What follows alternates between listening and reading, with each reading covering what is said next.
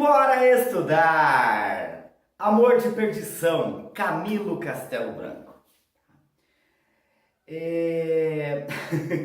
Eu tô rindo um pouquinho porque este livro é aquele livro que a gente lê, né? Que os professores te obrigam a ler, né? Te obrigam, eu digo te obrigam mesmo, né? Porque eu fui obrigado a ler Amor de Perdição lá no ensino médio, né? E eu dei muita risada do livro na época, né? Eu ri muito do livro na época. E mais uma curiosidade, que há uns 10 anos, né, eu estava lendo uma matéria sobre as bibliotecas em Portugal, né, os livros, né, os autores mais lidos, os livros e os autores mais lidos de Portugal, e naquele ano, não me lembro exatamente, mas faz uns 10 anos já, 2010, 2011, por aí, né, um pouco mais de 10 anos, tá? E o livro mais lido nas bibliotecas portuguesas continuava sendo Amor de Perdição. E o Camilo Castelo Branco, ele estava mais lido do que Saramago, do que Pessoa. Tá? Então, uma curiosidade aí, desde que é o primeiro, considerado, né, o primeiro best-seller português. Tá? Amor de Perdição realmente fez muito sucesso na época, né? Quando ele foi publicado, em 1862. Tá? Realmente ele fez um sucesso estrondoso, tá? E, como nós podemos ver, ainda continua, né, cativando aí muitos leitores. Tá? Então vamos a essa obra, romance ou novela? Tá? Então é muito comum nós vermos essa discussão, isso é um romance, né? Amor de Perdição é um romance, Amor de Perdição é uma novela. Eu classifico como um romance, tá? Porque eu vejo muito mais características próximas de um romance do que de uma novela. Mas isso não é o mais importante, tá? Por isso nós não vamos, né, perder, né, muito tempo com isso. Vamos para realmente o mais importante do livro, tá? O mais importante é o seguinte, é aquela história, né, de dois jovens que se apaixonam, né? Se apaixonam assim praticamente ao primeiro olhar, né, aquele amor à primeira vista. Mas as famílias, elas são rivais, né? E é por isso que muita gente chama Amor de Perdição de o Romeu e Julieta português. Porque nós temos ali, né, algo que é um fio condutor como o de Romeu e Julieta. Tá? Vamos aos fatos, então. A história começa, né, contando ali sobre a família do Domingos Botelho, né? Domingos Botelho, então, ele é um cara que ele tem uma ascensão, né? Ele cresce, né? Ele não nasce já em berço de ouro, né? Ele vai crescendo e ele se apaixona por uma mulher, a Dona Rita, né? E ele leva a Dona Rita para um local. A Dona Rita já numa classe mais abastada, né? E a Dona Rita, a gente já percebe ali no início que é uma personagem assim meio cocôzinho, né? Como a gente fala, meio enjoadinha, nojentinha, tá? Mas eles se casam e, enfim, tem a vida dele lá, tem vários filhos, e um dos filhos, né, é o Simão Botelho, tá? O Simão Botelho, ele é um jovem que deu muita dor de cabeça, tá? Durante a juventude ele deu muita dor de cabeça, por isso o pai praticamente renega o filho, né? Praticamente o deserda ali. Tá? Mas esse Simão Botelho, né, o nosso personagem principal, ele se apaixona pela Teresa de Albuquerque, né? A Teresa de Albuquerque era praticamente de frente, né? As casas eram em frente, os sobrados em frente, e ele viu aquela mulher ali, ele se apaixona pela mulher, né? Lá bem é o estilo Romeu e Julieta, né? Só que aí começa o problema. O problema é o quê? A família dos dois, né? Os dois têm uma rivalidade muito grande, do Tadeu de Albuquerque com o Domingos Botelho, tá? Por quê? Porque o Domingos Botelho, ele é uma espécie de juiz, tá? Ele determina, né, até um cargo um pouco mais alto do que os juízes, né? Então ele determina ali as condenações, ele pode livrar alguém da forca, como ele pode mandar alguém para a forca. Ele tem muito poder, né? E uma questão ali colocada pelo Tadeu, o Tadeu perde e o Tadeu fica com muita raiva dele, e aí as famílias já não conseguem, né, se entender, tem essa rivalidade. Os dois se apaixonam, claro que as famílias não aceitam, A família, né, da Teresa não aceita aquilo, tá? E tem todo o histórico, né, do Simão ele ser alguém assim que traz toda essa questão de um cara que era briguento, de um cara que não, né, não era o perfil, né? Ele não era o perfil para a filha. E o o Tadeu de Albuquerque, né? Ele tem a Teresa, a sua filha, prometida para o Baltazar Coutinho, que é um primo dela, né? O Baltazar Coutinho, sim, é aquele ideal, né? Do romântico, aquele homem perfeito para a filha dele, tá? Este livro é o exemplo perfeito do ultrarromantismo, tá? Daquela segunda geração romântica que nós temos do ultrarromantismo. O ultrarromantismo em Portugal, ele, diferentemente do Brasil, ele acontece mais na prosa, tá? Nos romances. No Brasil, ele acontece mais em forma de poemas, tá? Em versos, tá? Com o nosso maior representante, né? Com o nosso maior representante, não. Tendo vários representantes, mas o maior deles sendo o Álvares de Azevedo. Tá? Este livro é de 1862, o Álvares de Azevedo publica a Lira dos 20 anos, né? Publica póstumamente, né? Porque após a morte dele é publicado, em 1853, tá? Então verifiquem aí que tem 9 anos aí de diferença, tá? Então nosso ultrarromantismo, a grande obra, né, que a gente tem do ultrarromantismo no Brasil, que é a Lira dos 20 anos, aí 9 anos antes da obra-prima do ultrarromantismo lá de Portugal, que é o Amor de Perdição, tá? Então, gente, vai acontecendo tudo isso nessa trama, né? Eles não podem ficar juntos devido a isso, mas eles querem muito ficar juntos, tá? Aí o pai da Teresa fala que vai mandá-la para o convento porque ela se nega a casar com o Baltazar Coutinho. Ela fala que ela prefere morrer do que casar com o Baltazar Coutinho, né? E aí que essa leitura, para leitores como eu, ela se torna um pouco chata, né?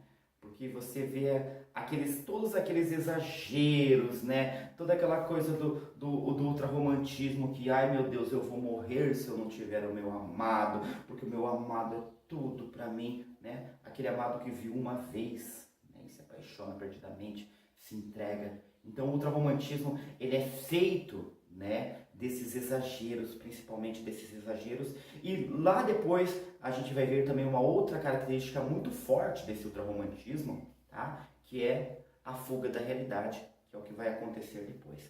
Então, se ela não pode se casar com o seu amado, ela está privada do seu amor, ela não vai dar o seu amor a outra pessoa, ela prefere a morte, ela prefere o convento, ela prefere qualquer coisa, e o pai fala, eu vou mandá-la para o convento. Antes de mandá-la para o convento, o Simão Botelho tem umas ideias ali, né, de retirá-la, e ele vai lá um dia para retirá-la, só que ele é atacado por 2 capangas do Baltazar Coutinho. E aí aparece uma outra pessoa na história, que é o João da Cruz.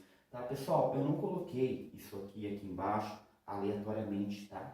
Eu coloquei para a gente ver a questão das classes sociais, tá? Mais alto, né? Os 2 personagens principais, os pais, que são os rivais, o Baltazar Coutinho, que entra aqui como rival, tá? Do Simão, pela mão da Teresa, né? Ele poderia estar aqui também, tá? Mas lá embaixo, o João da Cruz e a Mariana, tá? E vocês já vão ver qual a importância desses 2 personagens aqui, mas eles estão lá embaixo devido à sua condição social, tá? Então, o João da Cruz aparece, tá? Mata os 2 capangas do Baltazar Coutinho, tá? Para proteger o Simão Botelho. O Simão Botelho entra, não, o cara tá vivo lá, não vamos matar, não deixa ele viver. Não, tem que matar, né?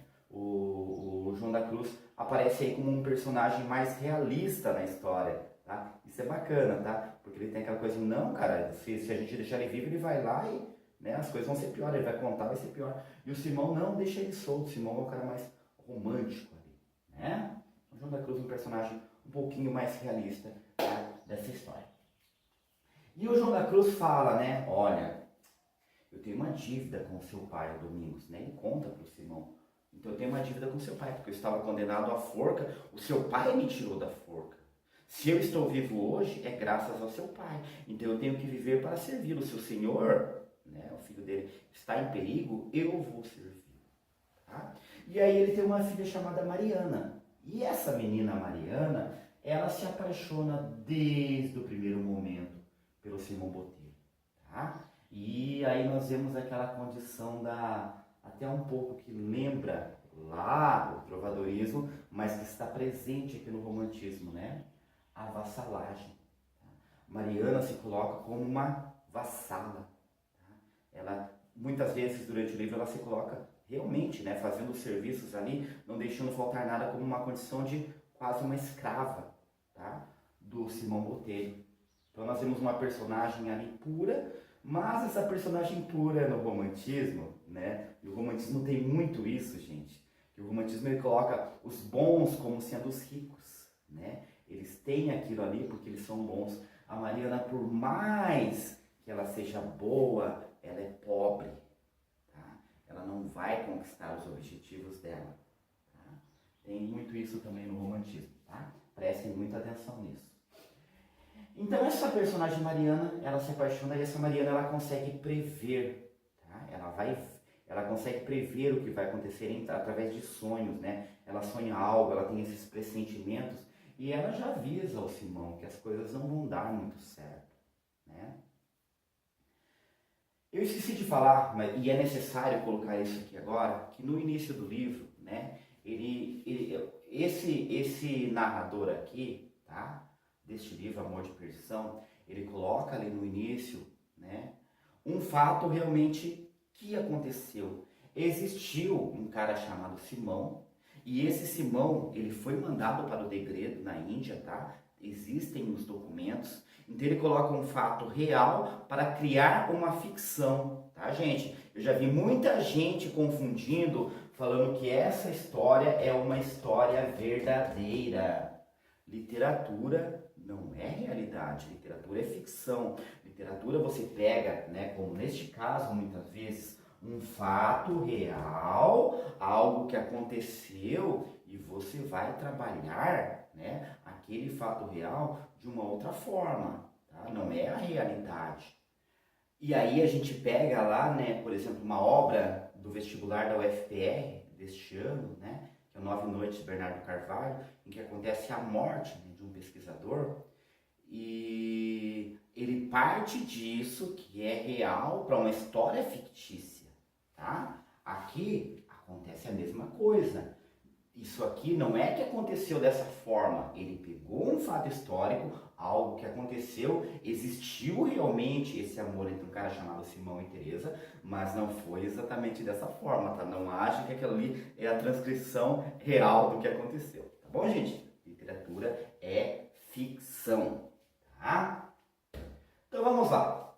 Aí a Mariana se apaixona pelo Simão, ela tem toda aquela coisa da vassalagem, e tem alguns capítulos que chega a beirar, sabe, o ridículo realmente, né? O romantismo ele é assim, com os seus exageros. Desculpem aí os leitores, né, os apaixonados pelo romantismo, tá? Mas a gente tem que falar o que a gente pensa aqui, tá? O que é realmente a gente, né, os gostos pessoais, tá? E eu estou aqui para isso. Eu não sou muito, tá, dessa linhagem que segue o Camilo Castelo Branco. Eu não gosto muito, tá? Mas se você gosta, eu respeito, tá? Então, vamos lá. E eu tava falando, né? Certa vez, olha o que acontece. A Mariana, ela percebe que o Simão está sem dinheiro, né? Então, observa. O Simão está sem dinheiro e ela fala para o pai, eu tenho notado que ele não tem dinheiro, né? E eles armam, gente, para o Simão pensar que a mãe do Simão sabe que ele está lá e que ele precisa de dinheiro, tá? Só que quem dá o dinheiro são os próprios, né? Aqui, o João da Cruz pega o dinheiro lá, ele com a Mariana, e dão esse dinheiro e fazem o Simão acreditar que era a mãe dele que tinha mandado. Depois o Simão vai descobrir lá na frente que isso não aconteceu, tá? Então, é bem assim que as coisas vão desencadeando nesse romance. Esqueci de falar uma coisa importante também, né? O Simão fica ferido naquele duelo que ele teve lá, né, com os capangas lá do Baltazar, tá? E por isso que ele vai ficar na casa do João da Cruz e por isso que a Mariana cuida dele. Então ele fica ali enquanto ele está ferido, tá? Enquanto ele está ferido, ele quer de todas as formas tirar a Teresa, que está presa em um convento. Tá? Então a Teresa está presa em um convento, ele quer tirá-la de toda forma dali.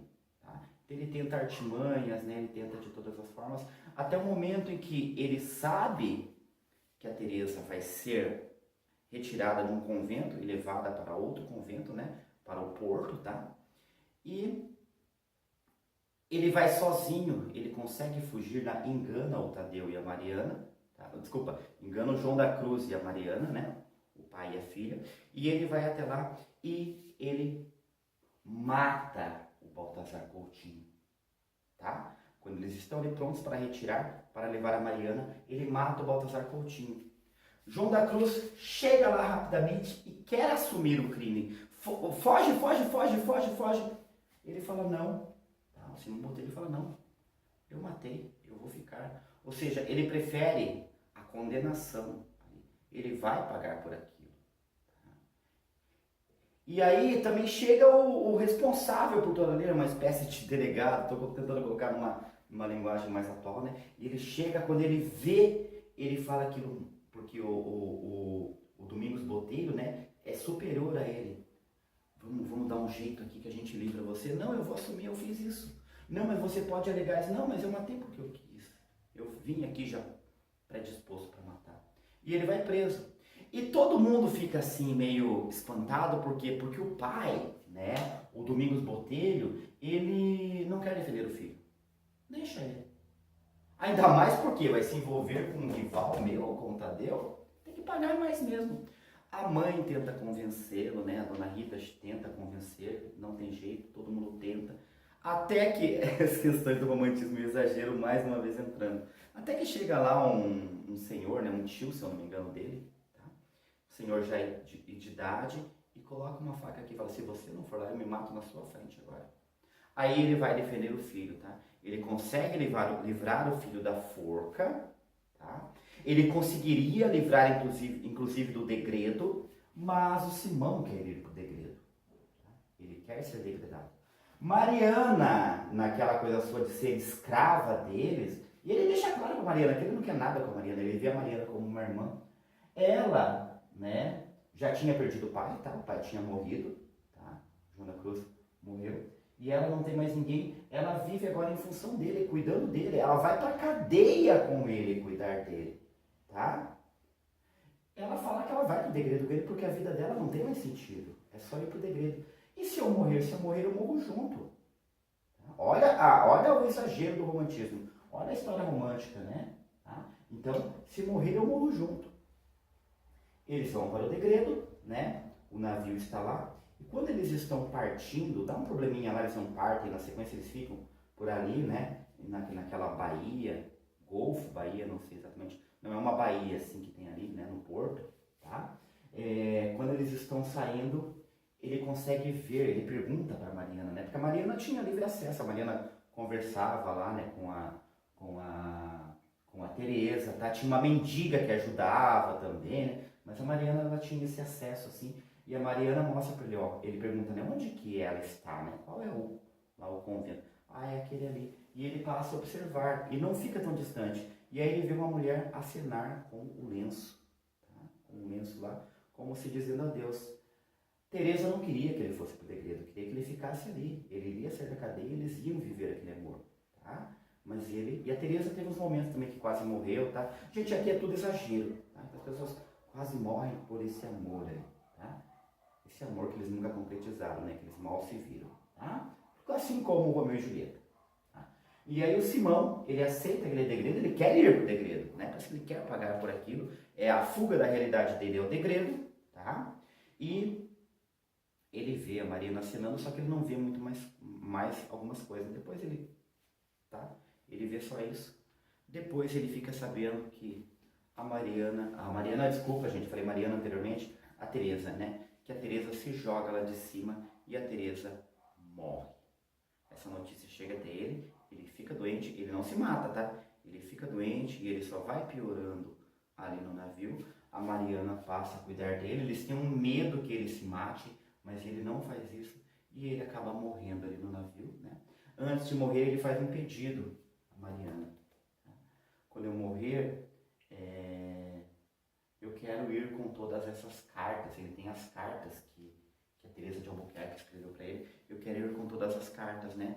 E no momento em que vão julgar o corpo dele, né? Morreu no mar. O comandante lá, que também vira amigo dele, né? Preocupado com ele, jogam o corpo dele no mar. Tá? O que acontece? Mariana também se joga no mar.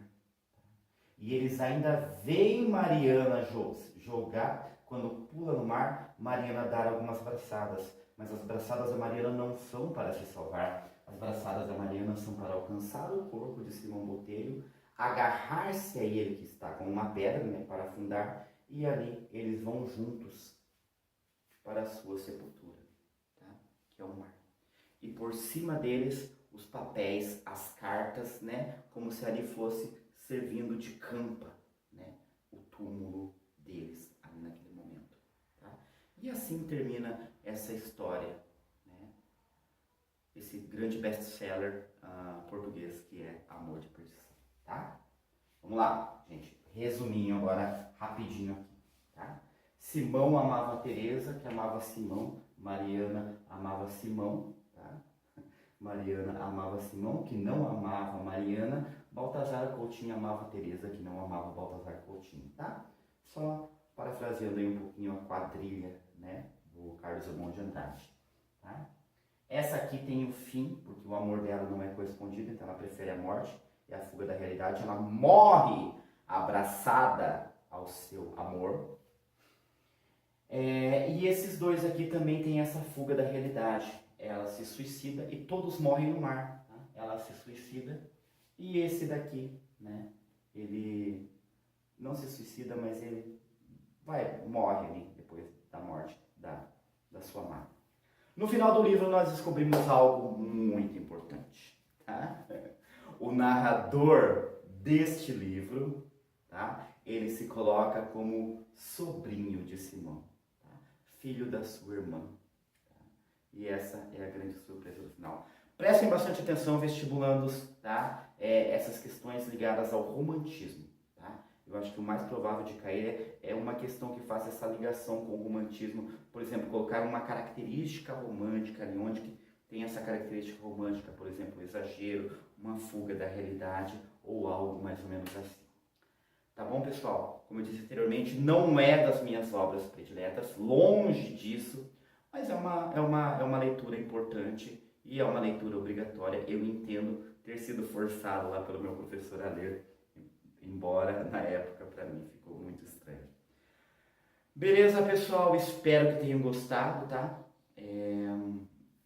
Agora, próximo livro que eu vou trabalhar aqui, tá? Eles Não Usam Black Tie, de Gianfrancesco Guarnieri. Tá?